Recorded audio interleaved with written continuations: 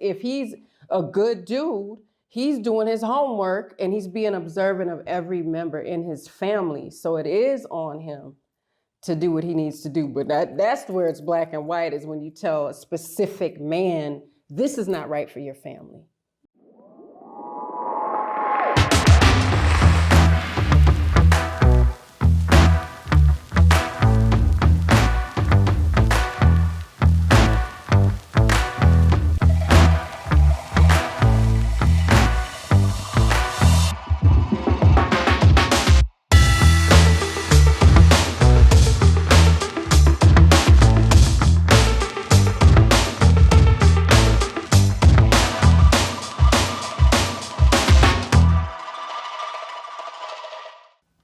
Assalamu alaikum, peace. I'm Coach Nazir. And I'm his wife, Coach Fatimah. And I am Coach Nyla. I am also his wife.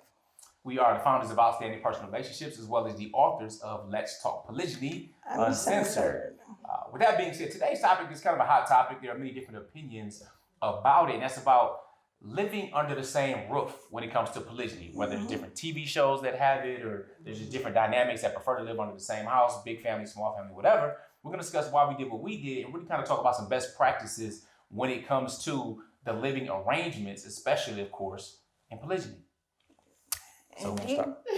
Well, for those who don't know, our living arrangement is separate households because people have asked us that. They asked us like, okay, do you stay under the same roof? Do you live under the same roof? Da, da, da, da. You know, there's probably people watching us. That's new. However, my co-wife and I, we have different homes. So he splits the time every 24 hours. We'll just say that, because people have asked that too. Well, how do you share time and things like that? Right. The thing is, though, what works for you is what works for you. However, we have seen a number of the comments that asked or even stated that, well, I would rather be under the same roof because I want to make sure that my family is all together, or I want to be under the same roof, or have my wives under the same roof because I don't see myself not seeing my children every day. However, that doesn't guarantee being in different households and separate households does not mean that you don't see your children every day if you are the husband or the father, as Coach Nazir can pretty much attest to. But you have different dynamics, and what works for you is what works for you, and what works for us is being under our own like separate, right, two different locations, but we are very close to one another, so it's very easy. In proximity. Yeah, proximity. And then, in spirit and energy. So it's only like some seconds away, not even a minute away from each other. I can literally see my co-wife out the window if we are looking at each other. So that works for us. That works for our children, that works for our family dynamic. And even being under the same roof does not guarantee that you're going to have this direct closeness because everybody has their different energies and their different ideas. And, sometimes even with us, we understand having our own space to do our own thing. We understand that jealousies are normal and natural, and our minds can go in any which way that we may allow them to, and being in a different space can allow us that time and that space and opportunity to be able to be calm, rational, and have our own space to think and be ourselves. So part of having separate homes, and it works. And if we're talking about us having the same husband and sharing the same, man and all those things, he must be a leader, and he's a husband, he's a father, but he also must be intentional about being consistent about the living arrangement. Hey guys, we want to just step in here for a few moments and give you some really important information. Indeed. We get asked quite a bit about, where should I start? What should I do when it comes to marriage? Do you do premarital stuff? What about polygyny? And we do. We actually have a course called the Relationship Mastery Inner Circle. So let me tell you about it very briefly. You can go ahead and check it out and decide whether or not it's for you. Basically, every single week, one of us releases a brand new topic along with worksheets okay, and downloadable audios as well in our private members area. Because if you're enjoying the video that you're watching now, I think you will really enjoy going a lot deeper again, depending on where you are in your relationships. So with that being said, you can go ahead and check the information out. Again, whether you're practicing polygyny, you intend to, you want to get better. But the main thing is if you want to be outstanding, above average, then you may want to definitely check out the Relationship Mastery Inner Circle. So make sure you click the link in the description and let you get back to the video. So we don't go in and out of, the time is different, our access to him is different, or I have more access to him than my co-wife does.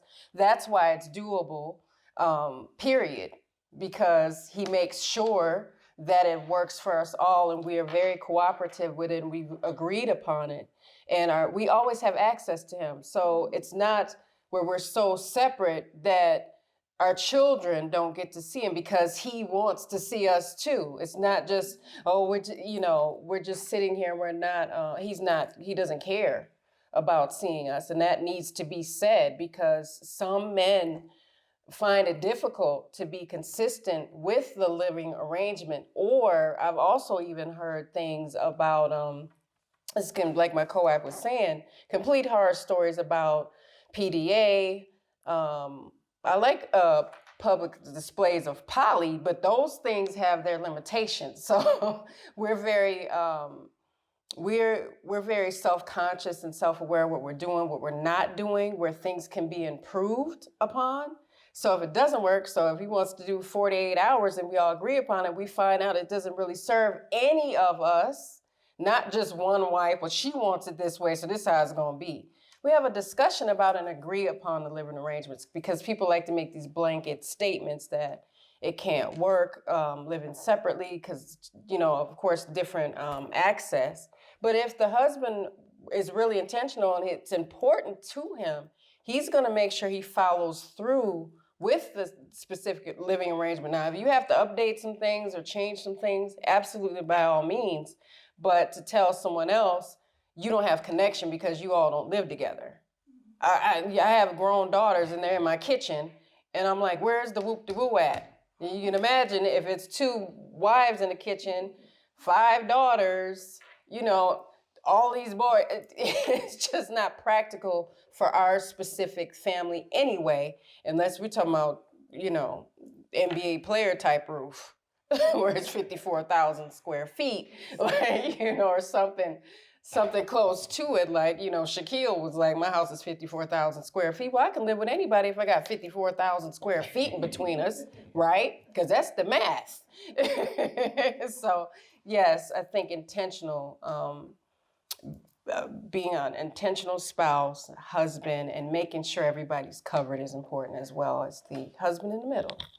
Indeed, there are a lot of different dynamics that go on there. So that means there should be some flexibility. And there is, as a matter of fact, let me clarify something too, because I know Coach Fatimah that we all agree on something. There's a couple of things when it comes to that. When it comes to scheduling, that's my responsibility. All right? So scheduling how I am or operate or move, that's up to me. So if I decide to change it unilaterally to 48 or 72 hours, that's up to me.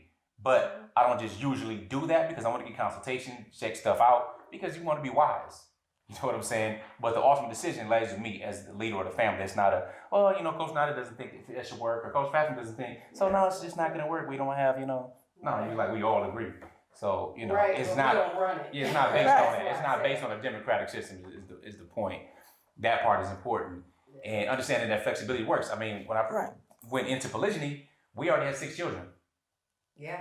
You know what I'm saying? So somebody else, their fantasy, their hallucination of, oh yeah, just come on in. Cool, yeah, 54,000 square feet, 20,000 square feet, no problem.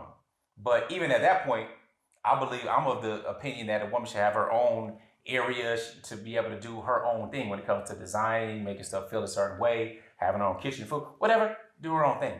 You know what I'm saying? That's what I prefer. That's what we agree to. That's what, and it operates like that. Now somebody's like, all right, if it's just you have no kids or one small kid or something, that's probably one of the best ways to do it if you get along like that. But I still hold it's still better to be able to have the separation to give them their own autonomy. All right. There's nobody, I mean, including our own selves, we just want to be with all the time and around all the single time, every single day and time. That actually even takes away some of the benefit of polygyny, especially for the women, where they want to do their own thing and do some stuff and blah, blah, blah, and then they have to get dragged into something else. I've heard of those different things as well when husbands talk to us, because a lot of times we think from our own perspective versus everyone's perspective. Now, the other part is that I've had brothers, approach, or even sisters ask the question about, well, what about the children in the time, the children aren't married in polygyny. All right, so the children don't have to have certain, schedules and so on and so forth. So whether they come with their father going to different houses or what have you, that's really up again to the flexibility of the father. Now, the other part is maybe you don't live close enough to do that on a daily basis. Then it's up to you to work out. Exactly. There's some people that are firemen, they work 3-day shifts at a time. All right, and they work stuff out. Their wife may work, or they may work at a certain hours and may not see each other past each other at night. You have to work that thing out. That's what I mean by flexibility. Doing what's best for the family, the goal of the family, and you going from there. There's not a right or a wrong when it comes to how you have, whether you live under one roof or not. It's what's best, and it should be what's best for the fam. The other part is dealing with equality versus equity and understanding the difference there. So when it comes to us, and again, somebody else their fantasy, their hallucination of, oh yeah, just come on in, cool, 54,000 square feet, 20,000 square feet, no problem. But even at that point, I'm of the opinion that a woman should have her own area to be able to do her own thing when it comes to designing, making stuff feel a certain way, having her own kitchen, food, whatever, do her own thing. You know what I'm saying? That's what I prefer. That's what we agree to. And it operates like that. Now, somebody's like, all right, if it's just you have no kids or one small kid or something, that's probably one of the best ways to do it if you get along like that. But I still hold it's still better to be able to have the separation to give them their own autonomy. Yeah. All right. There's nobody, including our own selves, we just want to be with all the time and around all the single time, every single day and time. That actually even takes away some of the benefit of polygyny, especially for the women, where they want to do their own thing and do some stuff and blah, blah, blah, and then they have to get dragged into something else. I've heard of those different things as well when husbands talk to us, because a lot of times we think from our own perspective versus everyone's perspective. Now, the other part is that I've had brothers, approach, or even sisters ask the question about, well, what about the children in the time, the children aren't married in polygyny. All right, so the children don't have to have certain, schedules and so on and so forth. So whether they come with their father going to different houses or what have you, that's really up again to the flexibility of the father. Now, the other part is maybe you don't live close enough to do that on a daily basis. Then it's up to you to work out. Exactly. There's some people that are firemen, they work 3-day shifts at a time. All right, and they work stuff out. Their wife may work, or they may work at a certain hours and may not see each other past each other at night. You have to work that thing out. That's what I mean by flexibility. Doing what's best for the family, the goal of the family, and you going from there. There's not a right or a wrong when it comes to how you have, whether you live under one roof or not. It's what's best, and it should be what's best for the fam. The other part is dealing with equality versus equity and understanding the difference there. So when it comes to us, and again, we Muslims, so we practice polygyny based on how Islam sets up and regulates the rules, right? So with that being said, that means that, okay, if you have 6 children with one wife and then none or 1 or 2 with the other, that doesn't mean equality means, okay, you have a 5-6 bedroom house, then that means she got to have a 5-6 bedroom house. That doesn't make sense now, does it? Right. That's equality. So we have to be clear, especially when you're Muslim and you make statements about, oh, it has to be equal in every single thing. That doesn't make much sense, because, she might like peach drink or grapefruit juice, that she may not necessarily like. So that means I got to get a grapefruit juice, because that's being equal. But it's being equitable, being fair and being just on things, which is important, all right, to understand what that actually means and what it means when it comes to being equitable. So that's what I do. Just clarified, because because I'm thinking more along the lines of, and there is a right and wrong way, because the right or wrong of this is to tell somebody else that they don't have a thing because it doesn't look like yours. That's the right or wrong of it. That's the projection. That's the problem I have, and that's why I'm part of this particular video, because some people project on us that this is not healthy, but they're not in this family. They don't know the specific needs of each member. And to say, okay, every 24-hour transition between the homes works for us is agreed upon. But it is the job of the husband, really. And people try to come for the wives and kind of place the weight of that on us. And it's like, no, we're not trying to run we're not trying to run it, but we really try to support whatever is best for all members of our family. But it's that projecting that, oh, your husband's doing it wrong, or oh, y'all just, it ain't right, and you're not gonna be close, and your poor kids and all that stuff is crazy to me, because people are not in this family. So we know what each family member needs. And then if the husband is a father to the children, and he's the father in the for his bonus babies, he knows those children.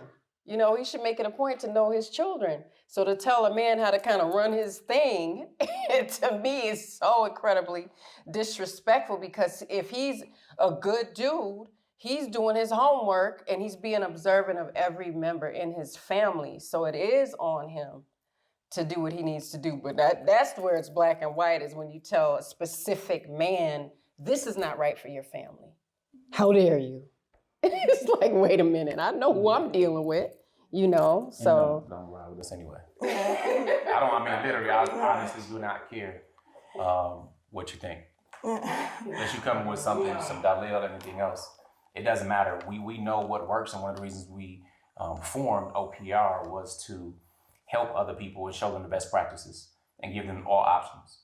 So when we speaking and we're talking about whether it's under the same roof or not, or other differing dynamics, it's important to understand where you fit, because there is flexibility. But the underlying goal should be that fairness and justice, and be working on what's best for the fam, even if everybody in the fam doesn't see it that way just yet. Right. No, yes. And I was going to say, don't agree. And that's the part. I said, even if they don't agree, that's it. But yeah, also the understanding that the head of the family is the head of the family. Also understanding that you are one family. And, because people will say that, well, if you're in two different houses, then it's like that family over there and that family over there, and those type of things like that. It's the head of the family. You're members of that family. And he is the father 100% of the time, of regardless whatever house or homes or whatever he's at that time physically, he's still 100% father, 100% husband. So, when he's accessible, regardless of where he is physically at any given time. Just like if you were in monogamy and he's at work, that doesn't stop him from being your husband, because he's not in your face, or he's not in the same place you are. So the thing is that we have to stop looking at certain challenges as being polygyny challenges, when it can be all around the board, and it's just being able to figure out what works best for your family dynamic. Well, one thing people hate about this whole, I always say, the optics of seeing a man sitting in between two women, is they don't like physics of polygyny.